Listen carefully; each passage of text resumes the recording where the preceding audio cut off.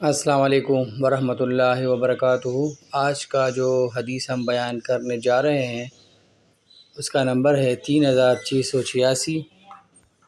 حضرت معقل بن یسار رضی اللہ تعالی عنہ بیان کرتے ہیں، میں نے رسول اللہ صلی اللہ علیہ وآلہ وسلم کو فرماتے ہوئے سنا، جو حکمران مسلمانوں کے کسی معاملات کا ذمہ دار بنے اور وہ ان سے مخلص نہ ہو اور اسے اسی حالت میں موت آ جائے تو اللہ تعالیٰ نے اس پر جنت کو حرام قرار دے دیا ہے۔ متفق علیہ۔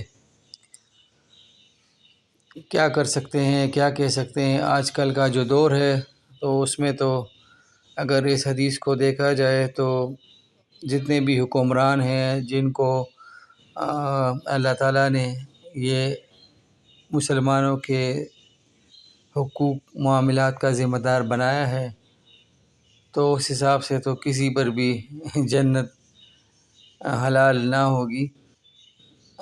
اللہ تعالیٰ سے یہی دعا کر سکتے ہیں ہمارے جو موجودہ حکمران ہیں ان کو اللہ توفیق دے کہ وہ مخلص ہوں اور ملک کی اچھائی بھلائی کے لیے کام کرے تو دنیا بھی سنور جائے گی اور آخرت بھی سنور جائے گی۔